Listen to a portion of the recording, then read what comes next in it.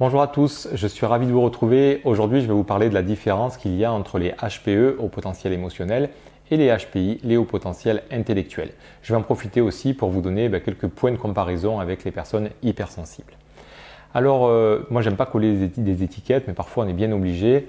Que ça soit HPE ou HPI, finalement, on a affaire à qui? À des surdoués, des zèbres, des hauts potentiels en règle générale, et donc ces personnes-là ont de toute façon une hypersensibilité comme les hypersensibles traditionnels. Donc ça, c'est vraiment des points qu'elles ont en commun.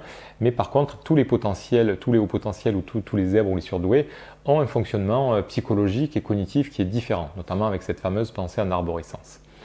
Alors, chez les hauts potentiels, on va dire que oui, il y a aussi cette dimension-là de toute façon, mais ces personnes se vivent davantage dans une dimension émotionnelle. Alors, ça ne veut pas dire qu'elles n'ont pas une tête pour réfléchir, mais c'est vrai qu'elles sont beaucoup plus proches de leurs émotions. C'est un peu comme s'il y avait deux moteurs, on a une intelligence intellectuelle et une intelligence émotionnelle. Et bien ces personnes ont, on va dire, plus de carburant qui arrive sur leur dimension émotionnelle et sentimentale. Alors que pour les HPI, eh bien, on va dire que l'orientation de l'énergie est beaucoup plus orientée cérébrale, réflexion, analyse, etc. etc. Voilà. Beaucoup d'énergie ici. Les hauts potentiels émotionnels, beaucoup d'énergie ici. Voilà. Alors, pour les hauts potentiels émotionnels, qu'est-ce que ça peut donner? Alors, ce sont souvent des personnes du coup qui se vivent beaucoup dans les émotions et qui eh bien, vont aussi exprimer les choses à partir de ces émotions. Elles vont par exemple employer des termes comme je me sens bien ou je me sens pas bien, oh, c'est super d'être ici, c'est super agréable, j'adore, il fait bon. Enfin, vous voyez, des termes de ressenti par rapport au HPI, qui lui va plutôt dire oh, c'est chouette d'être ici, vraiment ta maison elle est géniale, franchement la peinture elle est super, et en fait qui vont tout décortiquer le pourquoi ils sont bien. S'ils sont allongés à la plage, souvent ils vont dire ah ouais franchement quand même on a de la chance d'être dans cette région, franchement il fait super bon. Enfin vous voyez, ils vont arriver à la même déduction pour dire qu'ils sont bien, mais ça va pas être un discours plus direct de dire oh, franchement j'adore, c'est trop bien, oh le sable il est chaud, c'est un régal et tout ça. Eux ils vont analyser, c'est beaucoup plus objectif, ça va être avec des faits concrets, validés, rationnels. Voilà. Alors que les hauts potentiels émotionnels sont un peu plus dans cette dimension ressenti et rationnel. Bon. Alors souvent les HPE du coup vont s'exprimer un peu comme ça. Alors toujours pareil, c'est là où c'est un peu subtil et délicat, c'est qu'il va y avoir des hauts potentiels émotionnels qui vont être extravertis et donc qui vont dire les choses franchement, quand elles vont être contentes, elles vont vraiment dire ouais franchement je suis trop contente d'être là, ça me fait trop plaisir de te voir, j'adore, franchement c'est cool, etc. Mais c'est la même chose quand c'est pas bien. C'est putain, ça m'énerve, enfin, ouais, j'en peux plus, j'en ai marre de tout ça. Enfin, ça peut être des crises très violentes aussi. Vous voyez, on exprime les émotions, voilà, souvent. Quand c'est extraverti, quand c'est introverti, c'est malheureusement, enfin pas malheureusement entre guillemets, mais c'est plus subtil à déceler. C'est vrai que les personnes vont peut-être un peu plus se renfermer et vivre leur malheur, à dire je me sens pas bien, je suis triste. Si on va les voir et qu'on arrive à leur décrocher un petit mot, elles vont dire ah, je me sens triste, je me sens pas bien, j'en ai marre de cette vie. Ou alors ouais c'est vrai c'est super, je suis contente. Vous voyez, il y a quand même ces mots avec cette chaleur émotionnelle dans les mots. Alors qu'une personne HPI va être beaucoup plus raisonnable. Vous voyez, c'est oui, c'est bien, ou quand elles ne sont pas contentes, je ne comprends pas. Oui, c'est je ne comprends pas. Je pense qu'il aurait dû agir différemment. Vous voyez, même s'il y a de la colère, sauf vraiment quand il y a pétage de plomb, ça peut arriver aussi, hein, mais souvent on va dire qu'on a quelque chose de plus froid. Vous voyez, c'est plus lisse, on explique les choses, on est plus objectif, on va recadrer les choses plus facilement, etc. Donc les HPI, finalement, ont un peu ce discours de je pense, je réfléchis, il aurait dû faire ça, moi j'aurais dû faire ci, patati, patata, et patata. Voilà, ça c'est un discours très HPI. Alors, qu'est-ce qu'on peut faire par rapport, qu'est-ce qu'on pourrait faire comme comparaison aussi avec les traditionnels qui ont aussi cette hypersensibilité? Eh bien, les hypersensibles traditionnels vont avoir ce point commun finalement avec les HPE et les HPI. Ils vont se retrouver sur cette hypersensibilité. C'est-à-dire, on pourrait imaginer, je sais pas moi, une personne traditionnelle hypersensible se promener en forêt avec un HPE et là, tous deux se promènent un petit peu comme ça sur le chemin, puis dès qu'ils voient une fleur un peu comme ça, la personne hypersensible traditionnelle pourrait dire « Ah, t'as vu cette fleur et tout, c'est magnifique et tout ». Et l'autre « Ah ouais, vraiment, elle est superbe, j'adore les couleurs, etc. » Et là, l'hypersensible qui va surenchérir en disant « Franchement, la nature, c'est beau et tout ça. Ah ouais, j'adore. Et t'as vu ce papillon là, comme il se pose dessus et qui butine, oh là là, c'est magnifique. » Vous voyez.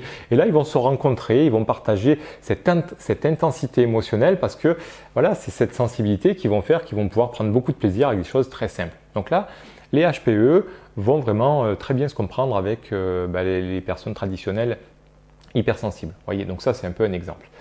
Par contre, là où il va y avoir vraiment une différence, c'est que normalement, la personne traditionnelle hypersensible va rester sur ce terrain de nature. Vous voyez, elle voit des fleurs, et puis à un moment donné, elle va voir une autre espèce peut-être et te dire « Ouais, t'as vu, franchement, cette espèce, cette variété, elle est magnifique. Hein.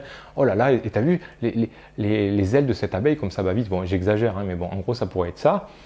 Alors que le HPE, la personne au potentiel émotionnel, pourrait aussi observer ça et d'un coup, à cause ou grâce, peu importe, mais de sa pensée en arborescence, ça pourrait donner dans sa réflexion « Ah ouais, c'est vrai, elle est trop belle cette fleur. Oh, putain, mais peut-être que cette nuit, elle va être mangée par un animal, ou peut-être que le gel de la nuit va la tuer, ou oh là là, elle va faner dans quelques jours. Oh là là, c'est triste, une fleur, c'est éphémère. » Et cette pensée va peut-être lui dire que ça va peut-être la ramener à sa propre mort. Oh là là, mais c'est vrai qu'en fait, on est tous destinés à retourner à la terre, et ça, c'est triste. Et peut-être que ça va la reconnecter à une personne qu'elle a perdue quelques années avant, dont on n'a pas fait complètement le deuil, et clac, d'un coup, elle va pas être bien, elle va un petit peu se renfermer sur elle, et puis elle va commencer à partir comme ça. Et là, l'hypersensible qui va dire, mais qu'est-ce qui lui arrive, qu'est-ce qu'il y a, ça va pas, regarde, on est trop bien là. Et l'autre, non, mais ça va, mais tu comprends, je me sens pas trop bien, d'un coup, c'est pas grave, t'inquiète pas, ça va aller quoi. Parce que le HPE, il peut partir carrément dans des autres dimensions, comme ça, en une fraction de seconde, simplement parce que c'est comme ça. Voilà un peu la différence entre une personne hypersensible qui va rester un peu sur un terrain plutôt linéaire, alors que le HPE va carrément, peut aussi partir. C'est pas systématique, hein, je suis pas en train de dire que d'un coup, à chaque fois, le HPE il va se perdre. Hein. Mais il peut. Vous voyez, c'est par cette ramification cérébrale, comme ça, il peut aller dans des horizons complètement différents qui n'ont rien à voir avec le point de départ, quoi. Bref. On tourne la page pour les HPE. Les HPI, eux, comme je vous l'ai dit, sont beaucoup plus dans l'analyse. Je pense que souvent les HPI sont devenus HPI parce que peut-être dans leur contexte familial, on n'a pas accepté leurs émotions, on n'a pas accepté cette dimension émotionnelle et donc ils se sont construits sur une dimension plus psychologique pour essayer de mieux contrôler les émotions. Vous voyez, peut-être que aussi des fois où ils auraient bien aimé aussi exprimer leur tristesse et la colère, mais ça n'a pas pu se faire. Et donc là, qu'est-ce qu'il faut faire? Eh bien, on part dans le mental pour trouver des solutions. Et là, on trouve des solutions. Forcément, au bout d'un moment, on trouve toujours des solutions pour se donner un petit peu, pour donner du sens à ce que l'on vit, pour prendre du recul par rapport à une situation. Vous voyez, tout ce que les adultes font très bien.